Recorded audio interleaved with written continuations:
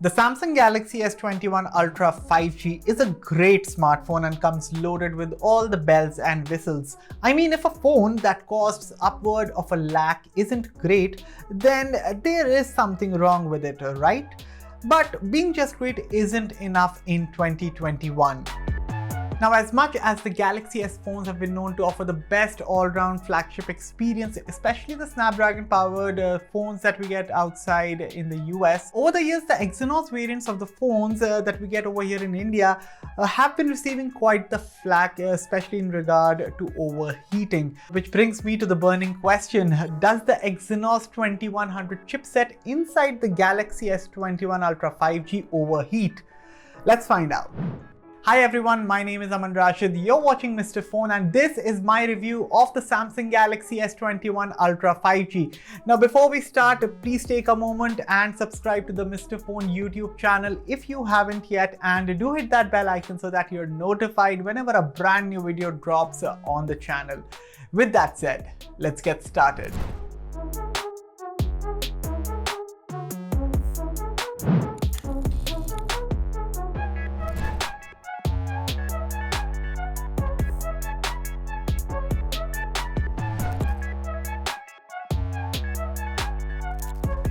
We'll get to the display and design part of this phone in a bit, but for now let's start off by talking about the phone's hardware, more specifically about the Exynos 2100 chipset. So to answer the question that does the Galaxy S21 Ultra 5G overheat? In one word, I would say no. Before I explain my answer, let me give you the phone's specifications. In India, the Samsung Galaxy S21 Ultra is powered by the 5nm octa-core 2.9 GHz Exynos 2100 SoC. The phone comes in a choice of two variants. The base variant has 12 GB of LPDDR5 RAM coupled with 256 GB of UFS 3.1 storage, which costs 1,05,999 rupees, and the top variant has 16 GB of LPDDR5 RAM coupled with a 512 GB of UFS 3.1 storage, and this one costs 1,16,999 rupees. Sadly, the micro SD card option is not present on this smartphone, so be extra careful while choosing your storage option. So how do these numbers stack in the real world? Now personally, I haven't ever tested a Snapdragon powered Samsung Galaxy flagship smartphone, so I can't comment on the actual real world performance of a Snapdragon powered Galaxy flagship. But I do know for a fact, and because I have used a bunch of Exynos powered Samsung Galaxy flagships, and yes, they do get hot. I mean, whenever you're having long sessions of gameplay, or you're clicking a lot of photos and recording a lot of videos, or maybe whenever you're putting too much load on the CPU performing, CPU intensive tasks, yes, the Exynos chipsets of the past in Samsung Galaxy flagships did used to get hot. As for the Exynos 2100, I can finally say that this is the chipset that I exactly wanted to see from Samsung. Now, general performance was great, of course, but even when I pushed the chipset by playing graphics-intensive games such as Genshin Impact for long stretches or clicking a lot of photos and videos, the phone did get warm, but it did not overheat. Even regarding the phone's battery performance, I had no complaints, or for that matter, the phone's general performance. Apps open fast, loads of RAM makes sure that multitasking is a breeze, and smooth animations plus transitions make sure that everything looks and feels fast. You'll also be able to play all sorts of games without having to worry about the phone getting hot. I played Call of Duty Mobile and Asphalt 9 Legends at the highest graphics settings, and I did not come across any significant problems. Noticeable frame drops have been brought to a bare minimum, and you can now expect a very smooth and stable gameplay experience in terms of FPS in graphics intensive games. Now, I've already mentioned that I played a lot of Genshin Impact on this phone, and this game, by the way, did manage to get the phone warm around the camera module, but otherwise I did not see a drop in performance. An hour of playing this game drained about 12% of battery, which I think is good. One last thing that I would like to add about this phone's hardware is that I'm truly in love with the Galaxy S21 Ultra's vibration motor. I think, and it's totally my opinion first of all, that the vibration motor inside this phone is the best that you can get on any smartphone today. Till date, my preferred device for the best vibration, that has the best vibration motor, was the iPhone 11 Pro, which is my current daily driver as well. But I think that changes now, and in my opinion, the best vibration motor, if you'd ask me which phone has it, I would say the Galaxy S21 Ultra. Haptic feedback is superb, precise and on point. Especially when you enable and disable toggles, the haptics are so satisfying, and the buzz you hear, I mean, you have to test it out to feel it. By the way, do check out the fireworks vibration pattern for calls in sounds and vibration settings. It is truly satisfying.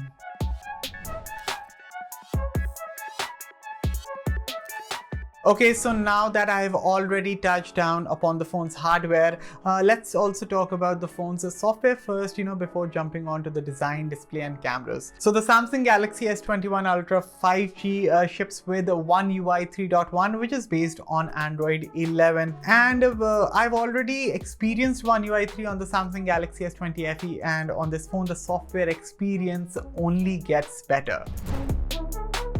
In terms of features, as usual, Samsung's software is loaded to the brim.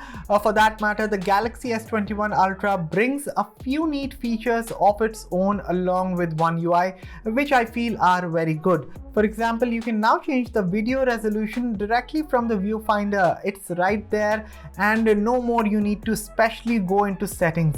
Besides, video recording gets a brand new feature called Director's View, which basically lets you record footage from all the cameras, that is front and rear, at the same time. This is an exciting feature for vloggers. Moving on, I still can't believe how good Samsung DeX is, and I know it has its shortcomings and it does need more polishing, but having the ability to connect my phone to a display and using it as a computer, I mean, I don't see any reason to complain much about this. And so overall, I feel that One UI 3 is not only visually appealing but is also very functional. Now, if you guys want to watch a more comprehensive video, where I talk about the best features that you can find on One UI 3.1, then please let me know in the comments. And if there's enough interest, then I will definitely try to make a video on the topic. However, I do have one issue with the software, something I did not encounter during my review of the Galaxy S20 FE. I'm talking about ads and spam notifications, and trust me, I did not encounter even one when I reviewed the Galaxy S20 Fan Edition. So I don't understand why I am seeing starting at 69,999 rupees Galaxy S21 ads on the top of the line Galaxy S21 model, which costs over a lakh. This is not cool. And while we are talking about not being cool, well, duplicate apps are still there that you can get rid of manually by uninstalling, but why are they here in the first place?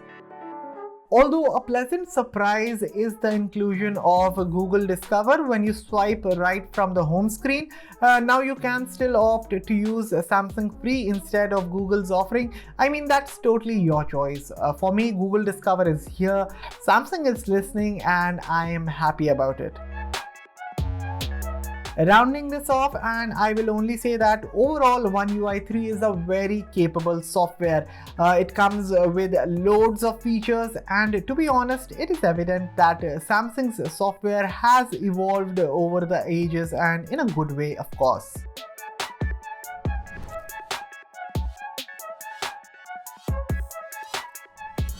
The Samsung Galaxy S21 Ultra 5G features a large 6.8-inch Quad HD Plus Super AMOLED display, which Samsung calls Dynamic AMOLED 2X. This panel comes with a variable screen refresh rate of up to 120Hz and is drop dead gorgeous to look at.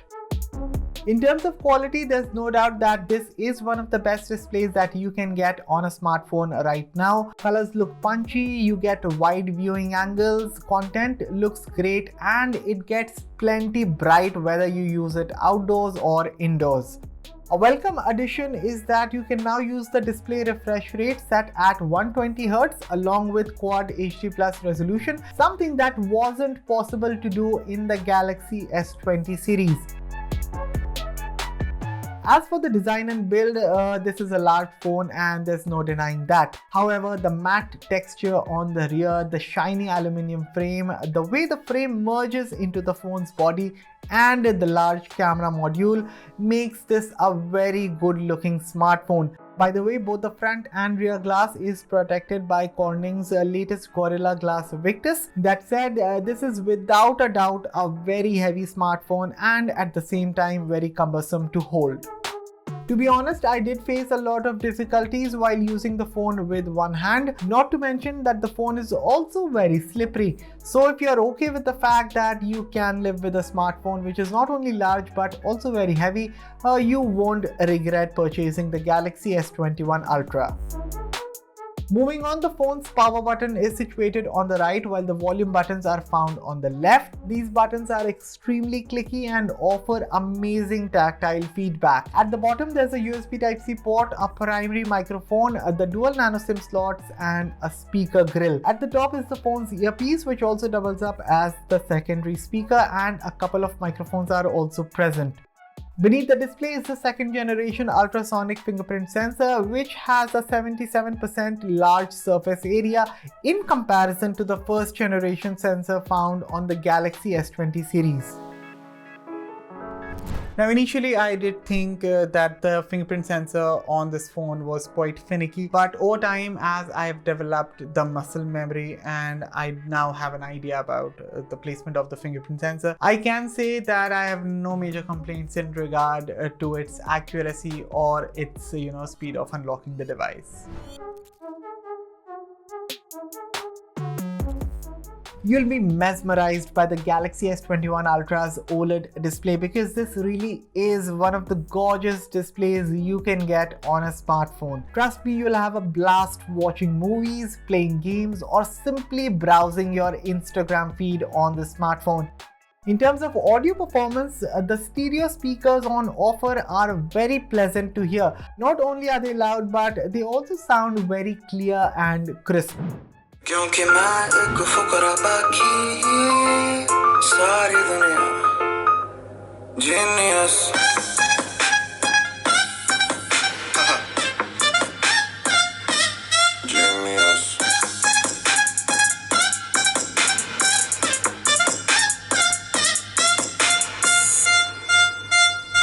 Even at high volumes, or for that matter max volumes, I couldn't come across any distortion in the audio output. I mean, whether you're watching a movie or listening to songs or even playing a game, the audio experience on this phone has been truly spectacular. Additionally, you also get a Dolby Atmos on this phone for media playback as well as for gaming. In terms of wired audio experience, I used Samsung's Level U headphones along with a dongle, and I think the audio output was great. As for the wireless audio performance, I used my AirPods Pro for usually watching a lot of Netflix and listening to songs on YouTube Music. The AirPods Pro sounded top notch, and I also didn't come across any connectivity problems as well.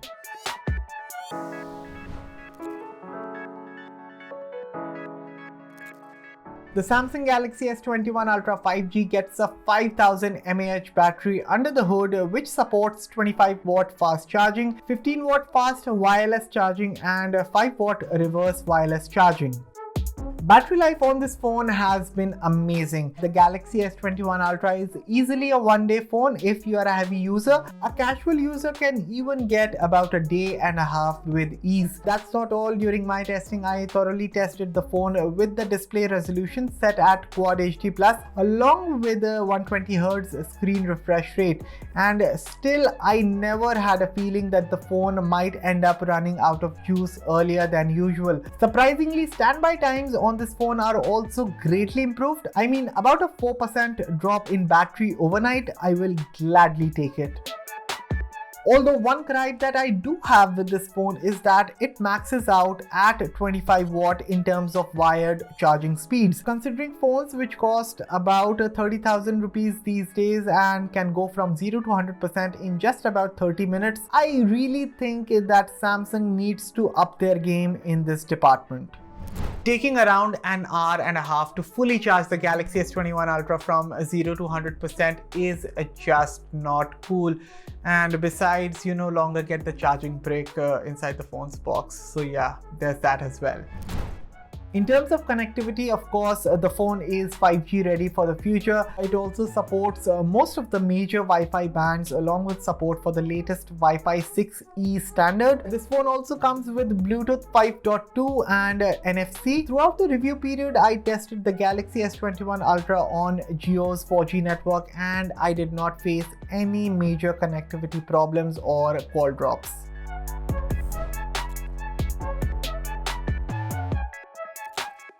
Finally, let's talk about cameras. On the rear, you see a quad rear camera system that comprises a second generation 108 megapixel primary camera with f1.8 aperture, laser autofocus and optical image stabilization. This is accompanied by a 12 megapixel ultra wide angle camera with f2.2 aperture, a 10 megapixel telephoto camera with OIS and 3x optical zoom, and finally a 10 megapixel periscope lens with OIS and 10x optical zoom. For selfies, there's a 40 megapixel front camera with f2.2 aperture situated in the center aligned punch hole.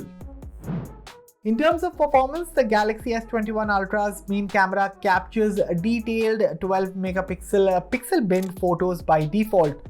Colors are of course on the saturated side. However, personally, I prefer Samsung's take on image processing and I really love the output on the Galaxy S21 Ultra.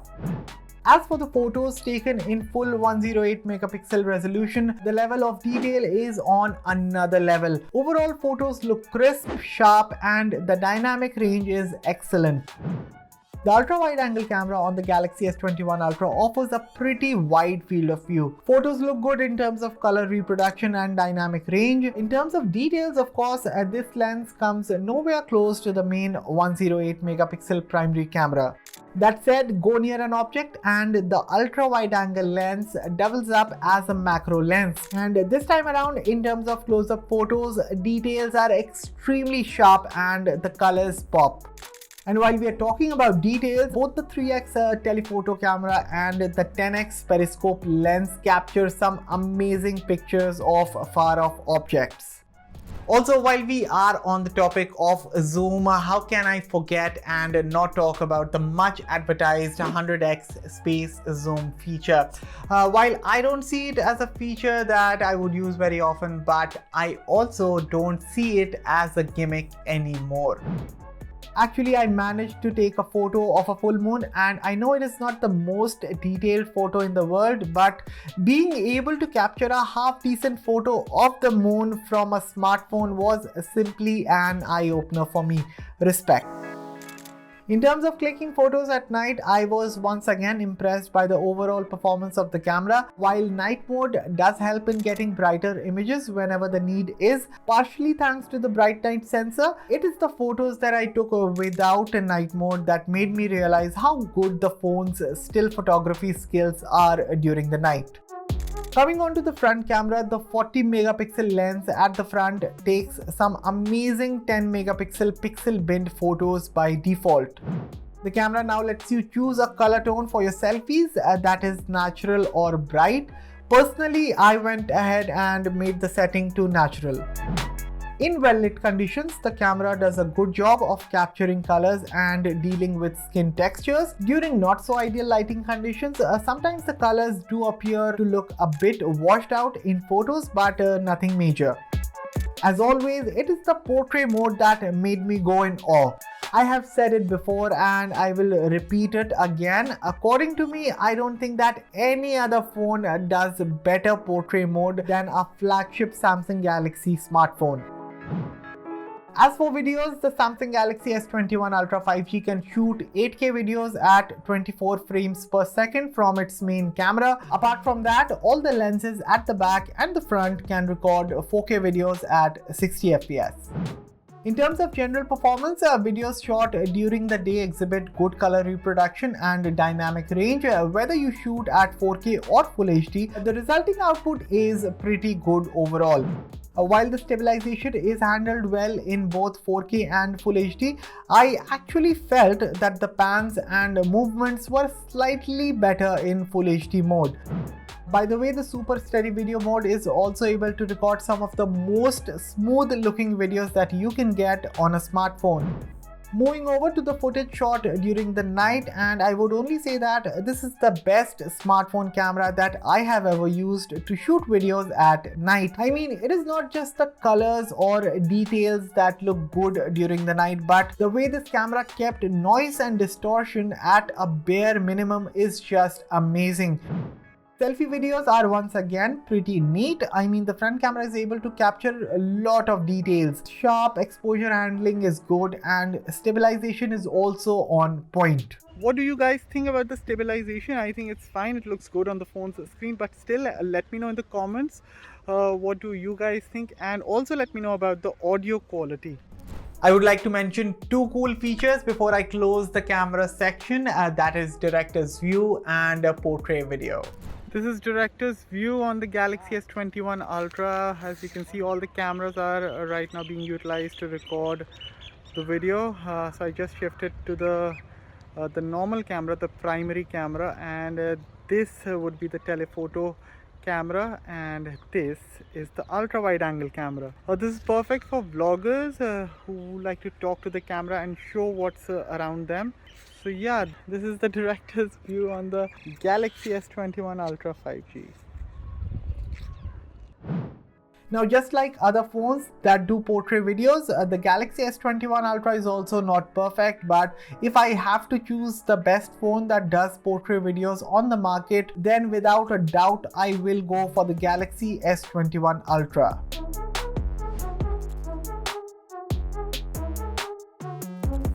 Now, do I recommend the Samsung Galaxy S21 Ultra 5G or not? Well, this is a tricky question, and I'm not calling this tricky because this is a bad phone. Instead, this is one of the best phones that you can purchase right now. But the thing that makes me think twice before recommending this phone to everyone is its price. Hear me out. So the Galaxy S21 Ultra 5G is an amazing big smartphone, or honestly speaking, the best big smartphone that money can buy right now. It scores high on the looks, features a beautiful display, feels solid in the hands, comes with awesome cameras, and has good battery life. But to get all of this, you have to pay a cost, and the cost is pretty steep. Which once again brings me to the question that is the Galaxy S21 Ultra 5G worth recommending? Okay, I would put it this way, that if you're in the market for the best that Android has to offer in terms of everything and you don't mind spending over $1 lakh, I strongly suggest to close your eyes and get the Galaxy S21 Ultra. However, if you think that your budget doesn't allow, or even if you have the budget but you think that investing so much on a phone is plain stupidity, then that's fine, because these days getting a good phone doesn't require spending insane amounts of money. For example, you can get the Samsung Galaxy S20 FE, which is a good phone. You can get it for about 40,000 rupees. Now the Galaxy S21 Ultra is definitely a much much better phone than the S20 FE, but is it 65,000 rupees better than the S20 FE? I don't think so. So there you have it, guys. This was my review of the Samsung Galaxy S21 Ultra 5G. In my opinion, if you had asked me, if your budget allows and you want to purchase the best Android phone out there, then the S21 Ultra won't disappoint you. So what are your thoughts? Please let me know in the comments below, and as always, thanks for watching, and for all the latest in tech, stay tuned to Mr. Phone. See you in the next one.